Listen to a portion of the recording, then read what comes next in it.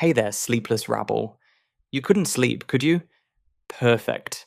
Because tonight, I've got something that will keep you awake in all the right ways. Let me take over for a while. Just relax and drift with me into the shadows of suburban America. Tonight's story: Beneath the Floorboards, the untold horror of John Wayne Gacy.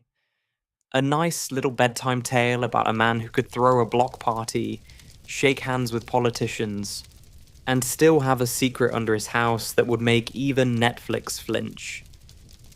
We're starting where every good nightmare begins, at the end. The cops already have their shovels out. The house smells like regret. And under those wooden beams lies a truth so rotten it changed the way America looked at clowns forever. So, like and subscribe if you're brave enough to stay till the lights go out. And tell me in the comments, what's the creepiest double life you've ever heard of? This is Napmax Sleep Stories, and you're listening to Boring True Crime for Sleep, John Wayne Gacy edition. Get comfortable. This is going to get unsettling. It was a bitter December evening in 1978. Chicago wore its usual winter mask. Steel skies, streets crusted with ice, a wind so sharp it could slice right through your coat. The kind of night where you dream of warm lights and quiet rooms. Not this night. Not for the men pulling up to 8213 West Summerdale Avenue. The house didn't look like a crime scene. It didn't even look like trouble. Blue siding, white trim, a couple of holiday decorations clinging to the porch, their tinsel stiff in the cold. The yard was neat, driveway cleared. A house like this should feel safe. It didn't. Not tonight. Inside, the air was heavy. Not foul. Not yet. Just wrong. Like a room that hasn't been aired out in months, with a faint, sour undertone you can't quite name. The officers noticed it, exchanged glances, and said nothing. Boots thudded softly across hardwood floors. The living room was tidy. Family photos, a few knickknacks on the shelves, a recliner positioned just so, like someone had left in a hurry and would be back any moment. It was the picture of normality, almost staged.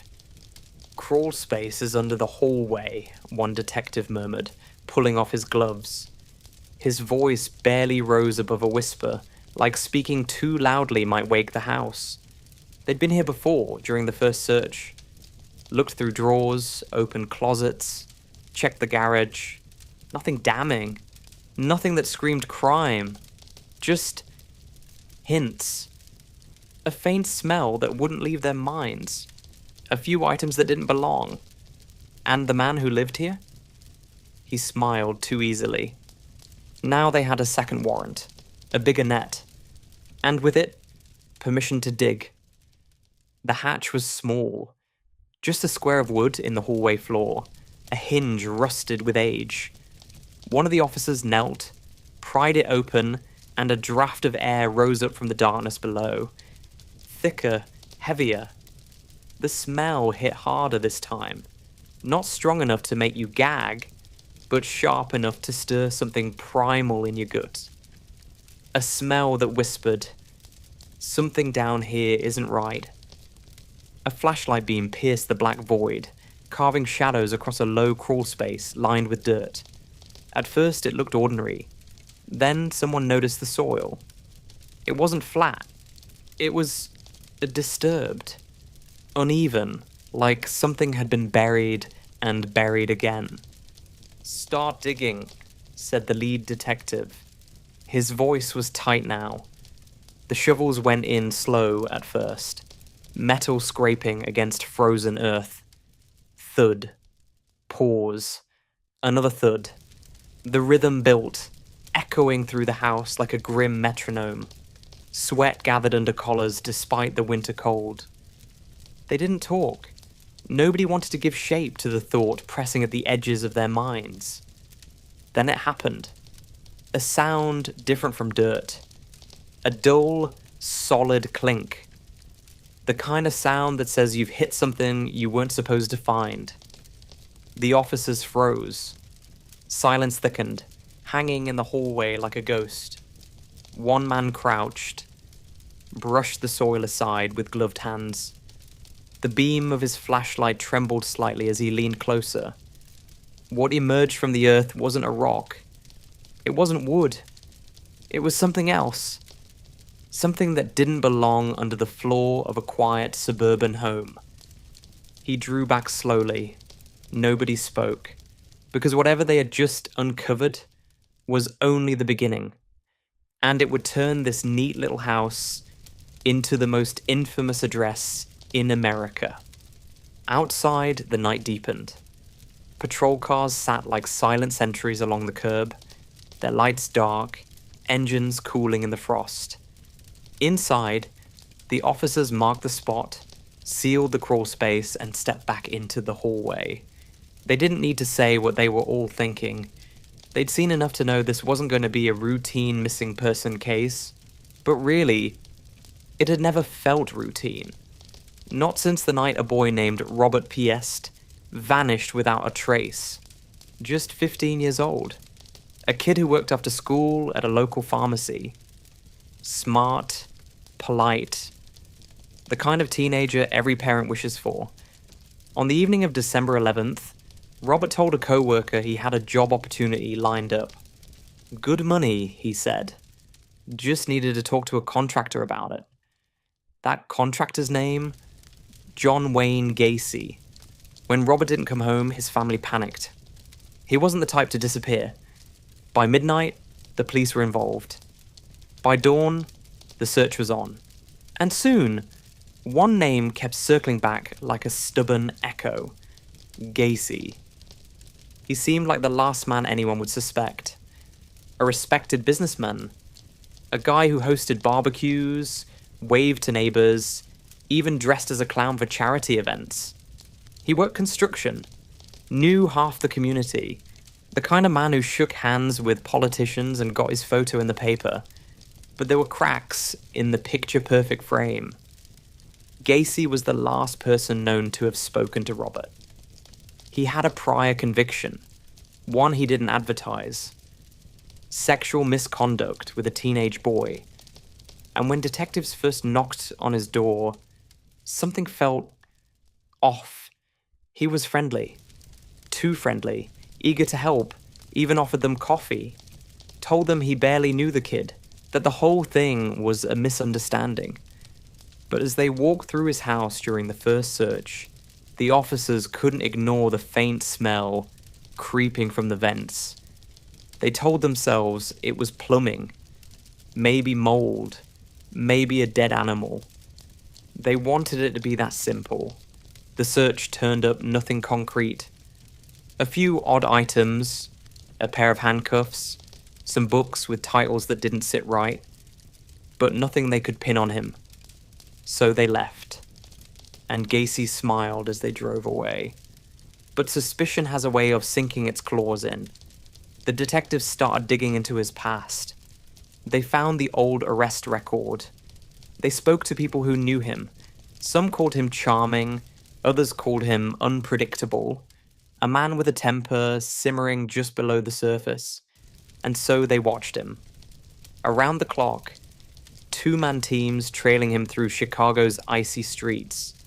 They saw him stroll into diners, laughing with friends, handing out gifts like some suburban Santa Claus.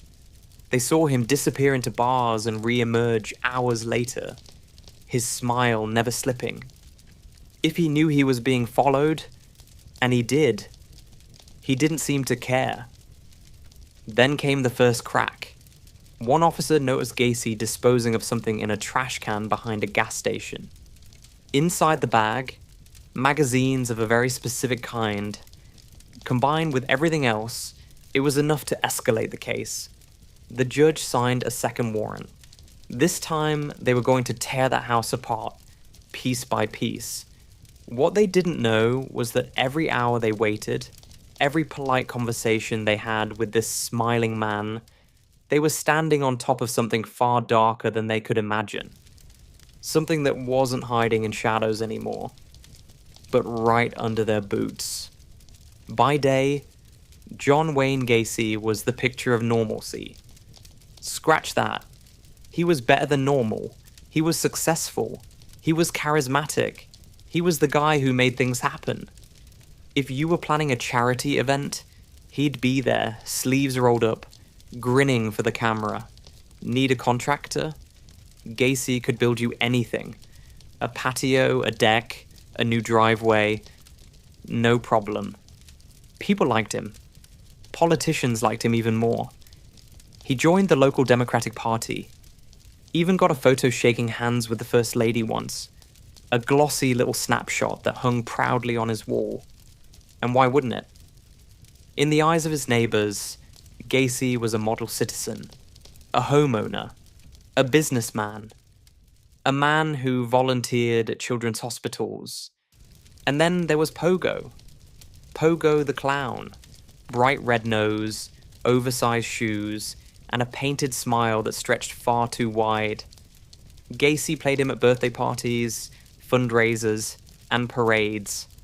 A clown was harmless, right? Everyone loves a clown. That was the whole point. As Gacy himself would later say, clowns can get away with murder. But behind that grease paint grin, the mask was cracking. People who knew him spoke about two different men. One was cheerful, generous, full of jokes. The other was something else. Moody, controlling, prone to sudden bursts of anger. Employees at his construction company whispered about his temper, his strange late-night habits. They said he liked hiring young guys, paid cash, no questions asked. And then there was the house. On the surface, it looked like a bachelor's home frozen in time. Cheap paneling, mismatched furniture, the faint smell of cigarette smoke woven into the walls. But there were odd details, little things that didn't fit. The stack of handcuffs by the bed, the rope neatly coiled in a drawer, books with titles that suggested more than a passing curiosity about control. The officers trailing him began to notice patterns. Gacy stayed busy during the day. Meetings, handshakes, political functions. But at night, he prowled the streets, picking up fast food, hanging around bus stations, cruising through neighborhoods where nobody asked too many questions. One surveillance report noted how he seemed calm. Too calm. Like a man convinced he was untouchable. And maybe he was, until that second warrant landed on the judge's desk. The piece of paper that would let the detectives peel back the walls of his carefully constructed life.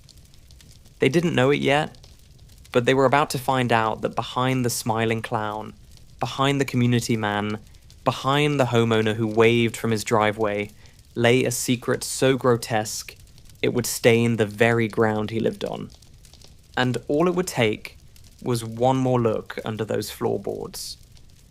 The snow had started to fall again by the time the detectives gathered outside the house for the second time. It drifted across the streetlights like powdered glass, settling on windshields, melting into dark puddles on the pavement. Chicago was quiet. The kind of quiet that presses on your ears and makes every creak of the world feel louder. Inside, the mood was different now. This wasn't a friendly visit anymore. No polite smiles, no casual questions over coffee. This time, they weren't leaving without answers. John Wayne Gacy greeted them at the door with that same easy grin. That grin that had charmed neighbors and politicians and cops alike. He looked almost amused, like a man watching a play in which he already knew the ending. "Come on in," he said, his voice smooth as ever. "Make yourselves at home." The officers spread out. The warrant gave them everything. Attic, garage, yard, crawl space. And so they began to peel back the layers of Gacy's life. Drawers came open. Boxes spilled their secrets. A pharmacy bag sat on a shelf, with a name scrawled across it in marker. Robert Peast. The missing boy. The one who had set this entire machine in motion.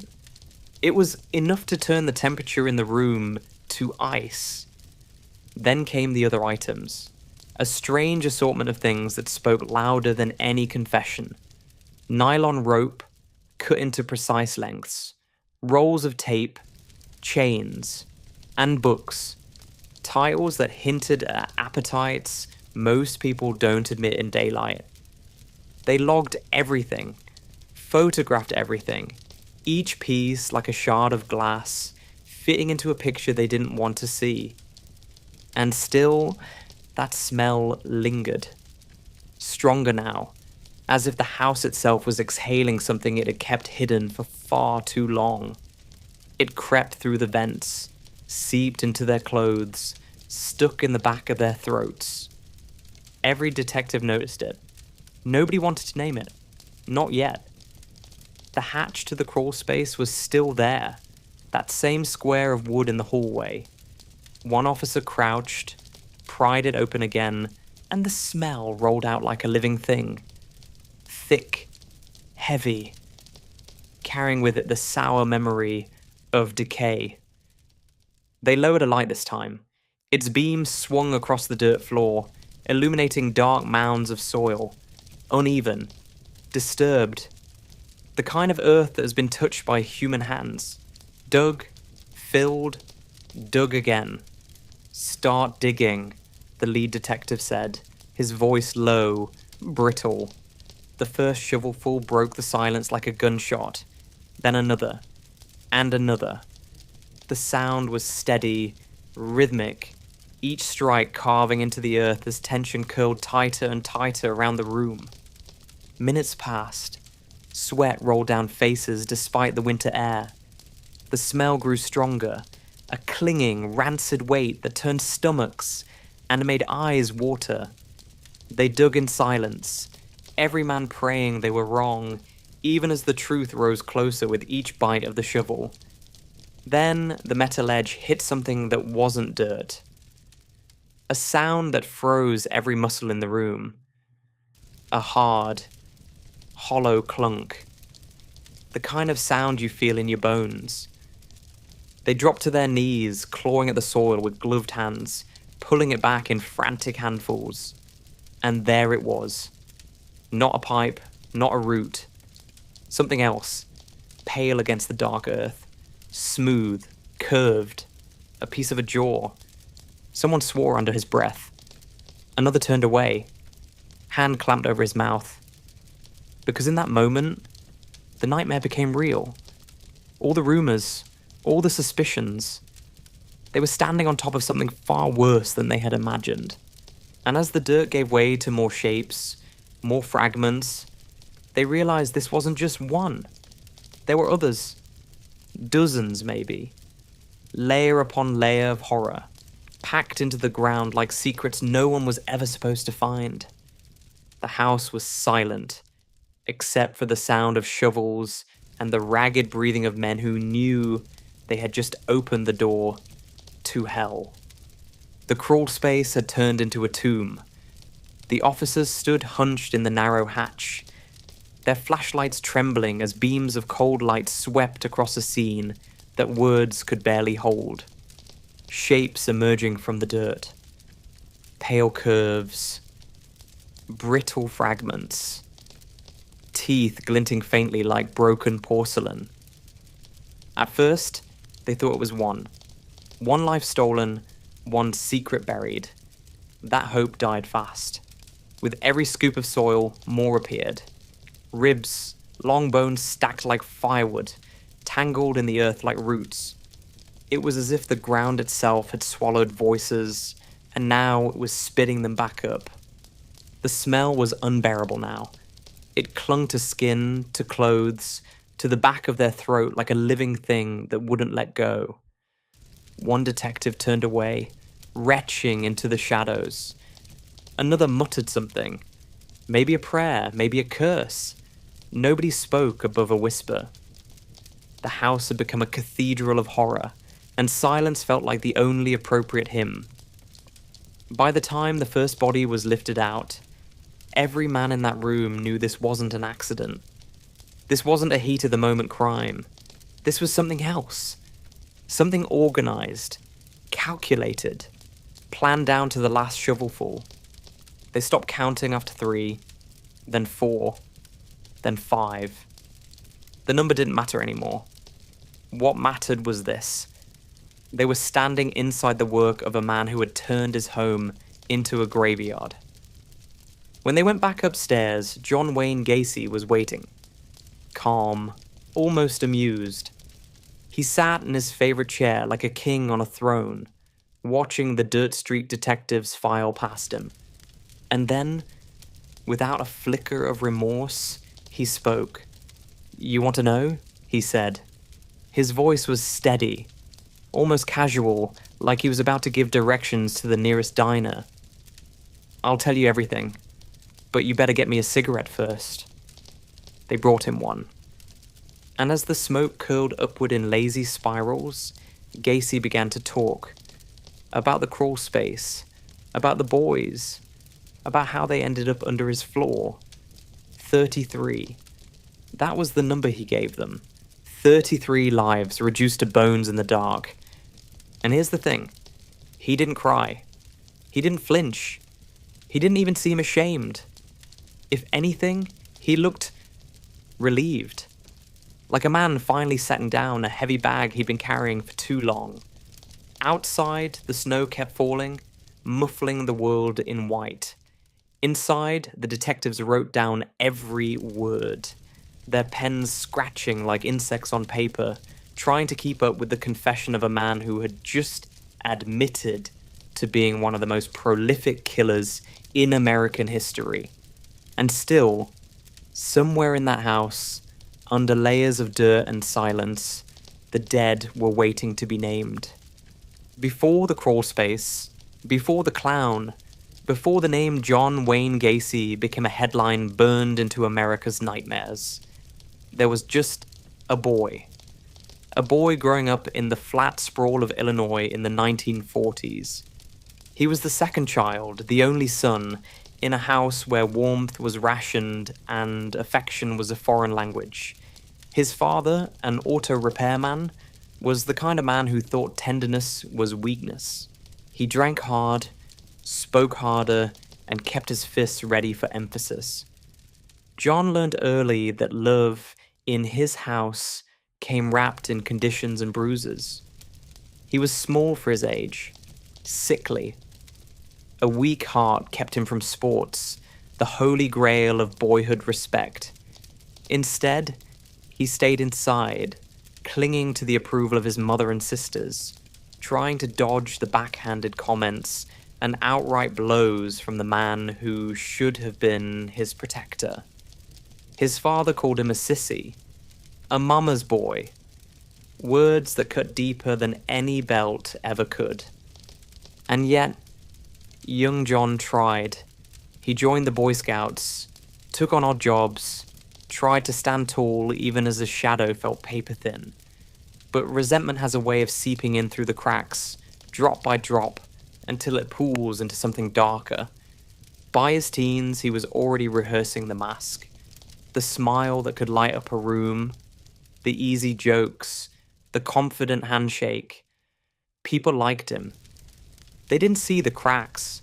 They didn't hear the voice in his head that sounded an awful lot like his father's, whispering that he'd never be enough. Fast forward to his 20s, he marries, has kids, tries to play house in Iowa, managing a fast food chain like the American Dream poster boy. But the dream frays quickly. His appetites don't fit inside the white picket fence. He drifts into shadows, seeking things that polite society would rather not name. By 1968, the law catches up. An assault on a teenage boy. Prison follows. Now, prison is supposed to break you down or straighten you out. But Gacy, he thrived. Became a model inmate. Cooked meals, organized events. Charmed the staff so well, they shaved years off his sentence. When the gates opened, he walked out smiling. Chicago welcomed him back like a prodigal son. He started a construction business, PDM Contractors, and built more than houses. He built a reputation. Friendly, helpful, the guy who'd show up at your door with a toolbox and a joke, a man who hosted summer barbecues, who strung Christmas lights with care. But masks are heavy things, and when you wear one too long, it starts to fuse with your skin. Gacy wore his like a second face, so well that even when people glimpsed the darkness, they doubted their own eyes. By the mid-70s, he wasn't just blending in, he was thriving. A successful businessman, active in local politics, shaking hands with mayors and smiling for cameras. He even had a little side gig, a character he called Pogo the Clown. Painted face, candy-colored suit, balloon animals for the kids. Who doesn't trust a clown? Behind the makeup, though, was a man who had learned one cruel truth. If the world calls you a monster, you may as well play the part. What no one knew, not the neighbors, not the cops, not even the men who drank with him in smoky Chicago bars, was that the mask had stopped being a disguise. It was who he was now, and everything beneath it was rotting. There's something about clowns. For some, they're joy wrapped in grease paint, a childhood memory of balloon animals and birthday cake. For others, they're nightmare fuel in Technicolor. But for John Wayne Gacy, the clown wasn't just a costume, it was a weapon. He called himself Pogo. The name alone sounds harmless, doesn't it? Like something bouncing around at a carnival, laughter trailing in its wake. And in a way, that's exactly what Pogo was meant to be. Harmless, disarming, a smiling mask to hide the teeth underneath. By the mid-70s, Pogo was everywhere in Gacy's world. Charity events, parades, visits to children's hospitals. He stitched the costume himself, a candy-striped suit, a floppy hat, and a face painted in broad, garish strokes. But here's the detail that chills even the most seasoned criminologists. His clown makeup broke the cardinal rule of clown design. Professional clowns paint rounded shapes, soft curves, friendly lines. Gacy's, sharp angles, hard points. His smile didn't curve gently, it slashed upward like a knife. Even in photographs, the eyes seem wrong. Not playful, not safe. The kind of eyes that look at you, not through you. He loved the power it gave him. As Pogo, he could cross boundaries no ordinary man could. People let their guard down around a clown. A clown can lean close, touch your shoulder, tie a balloon to your wrist, and nobody flinches. That was the beauty of it. The mask wasn't just paint. It was permission. Neighbors thought it was sweet. "Oh, John's so good with kids," they'd say, watching him waddle down the street in full costume, oversized shoes slapping the pavement. They had no idea that the man inside that suit was feeding something dark. Psychologists later called it a coping mechanism, a way to channel urges he couldn't name. But maybe it was simpler than that. Maybe Pogo was the only time Gacy felt untouchable. No shame, no fear. Just pure, unchecked control hiding behind a grin big enough to swallow the world. When they searched his house, they found the costume neatly folded in a box, makeup kits stacked like tools in a workshop. It wasn't evidence of a job. It was a manifesto in red and white, proof that the man who entertained children by day was living out his darkest fantasies by night. Years later, someone asked him why the clown. His answer? A smirk. Then the words that would burn themselves into the annals of criminal history. Clowns can get away with murder. They called them missing persons, as if the word missing could contain the truth. As if a single adjective could capture the gravity of 33 vanished lives. But in the early days, that's all they were. Posters on telephone poles, blurry photographs fading in the Chicago wind. Young men, teenagers mostly, some barely shaving, some already dreaming of the life waiting for them beyond high school. They weren't the kind of kids who made headlines. They were sons of factory workers, busboys, runaways looking for a warm bed and a break. In another world, they would have grown up, fallen in love, paid mortgages, coached Little League. In this one, they slipped through the cracks and into the orbit of a man who wore trust like a tailored suit. Gacy had a method. It started with charm, a friendly smile, a promise. Sometimes it was work. Cash-in-hand jobs with his construction company. Easy money, no questions asked. Other times, it was just the offer of a ride on a bitter Chicago night. The kind of kindness that doesn't set off alarm bells. Who says no to a man who seems respectable? A man who shakes hands with politicians and dresses as a clown for charity events. He knew how to talk, how to make himself sound safe. He'd mention connections, opportunities, maybe even dangle the idea of a better life. To a kid who felt invisible, that kind of attention was gold. And so they said yes, they got in his car, they followed him home, and from that moment, the world would never see them again.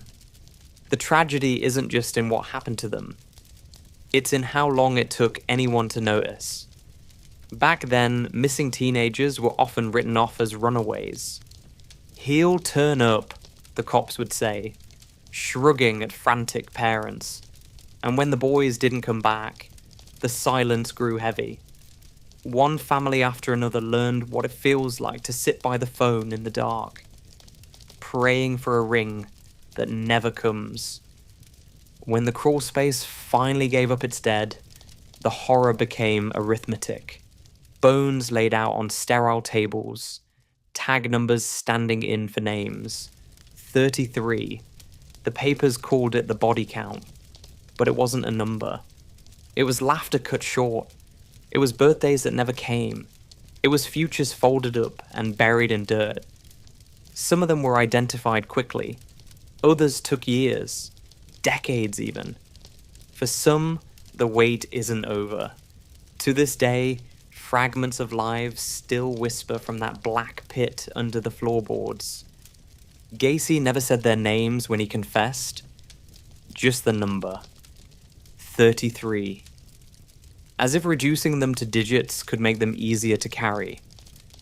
The detectives, hardened men who thought they'd seen it all, broke down when they read those names out loud in court. They knew what the jury knew, what the cameras knew. That evil isn't a monster lurking in the shadows. It's a man next door with a grin too wide and a handshake too firm.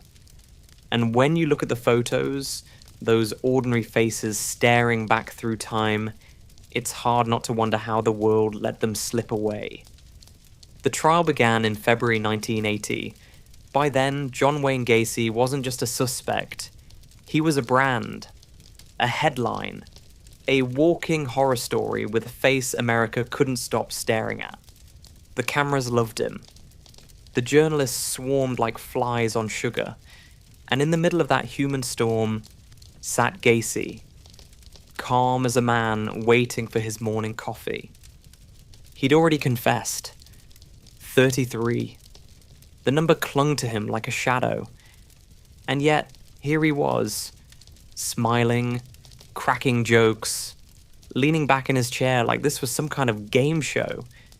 If he was supposed to look broken, he didn't get the memo.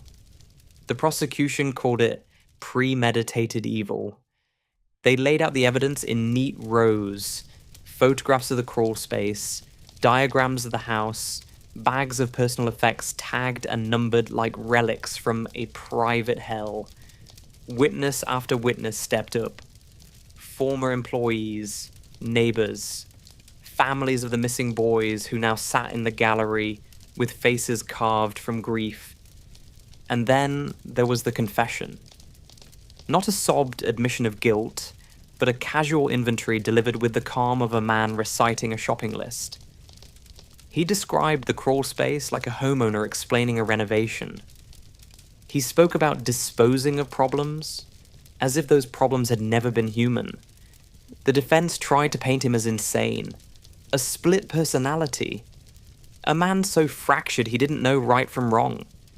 They brought in psychologists, spoke about childhood trauma, about head injuries, about the scars left by a brutal father. But Gacy himself wasn't buying it. Insanity is for the weak, he told one reporter with a smirk. I knew what I was doing. The jury didn't take long. 33 guilty verdicts, 12 death sentences. The judge's gavel felt like a coffin lid, and still Gacy smiled. Kiss my ass, he told the courtroom as deputies led him away, a phrase that would become his final act of defiance. From that moment on, Gacy's life shrank to a concrete cell and a ticking clock. 14 years on death row, 14 years of appeals, interviews, and a bizarre second career as a painter. Yes, a painter. He turned to art behind bars, churning out garish canvases, many of them clowns, faces twisted in colour and grin. People bought them, collected them, framed them. Because nothing says conversation piece like the brushstrokes of a killer. The media kept coming too.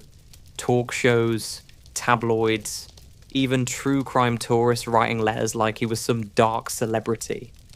And Gacy fed it, every bit of it. He gave interviews dripping with arrogance, tossing out lines that made headlines for days. I'm the 34th victim. They wanted a monster, so they made one. He was wrong, of course. The monster wasn't made. He built himself, brick by brick, smile by smile, until the mask became the man. By the time the execution date was set, America had turned the page. There were new headlines, new horrors. But for the families of 33 boys, the clock was the only story left. And it was running out. May 10th, 1994. Stateville Correctional Center. The room was small, white, clinical. The kind of place designed to look sterile, like killing could somehow be clean. Outside, a crowd gathered. Some with signs demanding justice, others waving grotesque souvenirs. T-shirts with his name, badges with his face. A carnival atmosphere, as if death had become a spectator sport. Inside, John Wayne Gacy lay strapped to a gurney, leather belt cinched across his arms and chest. His face, older now, softer, worn down by 14 years of waiting, still carried that smirk. That maddening, casual grin that said, "You think you won?" Reporters scribble notes. Witnesses press their palms against glass. And Gacy, never one to miss a stage cue, gave them a line that would echo long after the poison hit his veins. Kiss my ass. Those were his last words. No apology. No confession of the soul. Just a vulgar little bow from the man who once dressed as a clown to make children laugh, and instead turned laughter into screams the world would never hear. The drugs slid into his veins in slow succession. Sodium thiopental, pancuronium bromide, potassium chloride. A scientific cocktail with one purpose: to stop a heart that had never learned to feel. His chest rose once, twice, then stilled. Official time of death, 12:58 a.m. And that was it. A headline closed. A chapter finished. Or so it seemed. But endings are never that neat, are they? Especially when the story sprawls across 3 decades, 33 graves, and 1,000 broken lives. Because Gacy didn't just kill. He built an empire of silence in plain sight, brick by brick, smile by smile, while the world kept clapping for the show. Think about it. For years, this man lived among us. He threw block parties, he shook hands with the local politicians, he posed for photos with the First Lady, he wore a painted grin and juggled balloons for kids in hospital wards. And all the while, under his house, beneath those neat little floorboards, lay a kingdom of bones. 33. That's the official count. But numbers don't tell the story. Numbers don't tell you about the 15-year-old boy lured by a promise of a job. Or the runaway who thought he'd found a safe place for the night. Or the young man who trusted a smile that looked too honest to be dangerous. They don't tell you how he planned it. The pattern was chilling in its simplicity. Charm, an offer, a quiet drive back to Summerdale Avenue. Then the crawlspace swallowed another secret. Rope, not practice to perfection. A ritual of control dressed up as hospitality. When the officers started digging, they thought they'd find one, maybe two. They found an ossuary, a hidden graveyard, layered like the rings of a tree, each ring marking another life extinguished under those beams. And when they ran out of space under the house, he moved on to rivers, tossing the evidence into black water as if it could wash his sins away. And yet, when they asked him why, when the microphones crowded his face and the world leaned in for the answer, Gacy didn't give them the courtesy of guilt. He gave them sarcasm, jokes, denial sprinkled like ash. They wanted a monster, he said once, lips curling in that familiar smirk. So they made one, as if the crawl space had been dug by committee. He even called himself an artist in the end. Turned his cell into a studio, churning out paintings of clowns and skulls, landscapes dripping in irony. People bought them, framed them, hung them on walls like cursed relics, because nothing says human fascination like turning evil into art. 14 years on death row, and he never broke character, never flinched. Even as the needle slid in, even as the crowd outside counted down like it was New Year's Eve, Gacy stayed the showman, a clown to the last breath. But here's the truth. No headline captures. Monsters rarely look like monsters. They look like men who mow their lawns, wave from their driveways, smile when they pass you in the grocery store. They look safe. They sound kind. They promise you a job, a ride, a little fun. And then, when the door closes and the mask slips, the world falls away. Tonight, his house is gone. Torn down years ago, the earth bulldozed flat. But the ground remembers. It always does. And when the wind blows across that patch of Illinois dirt, it carries whispers no prayer can silence. John Wayne Gacy is dead. But the story? The story lives on. Because deep down, we all want to believe monsters live in the dark. The truth is, sometimes they live right next door. And that sleepless rabble was the story of John Wayne Gacy. A man who proved that monsters don't hide under beds. They build them. And sometimes they throw in a crawl space for good measure. If you made it this far without checking under your floorboards, congratulations. You're braver than most. If you want more stories like this, quiet, haunting, and just a little too real, go ahead and hit that subscribe button. Maybe even like the video. Because unlike Gacy, I promise I won't bury anything under your house. And tell me in the comments, do you think someone like Gacy could pull it off today in a world with cameras on every corner? Or are we still blind when we want to be? This has been Napmax Sleep Stories. And you've been listening to boring true crime for sleep. John Wayne Gacy edition. Now close your eyes and dream of better neighbors.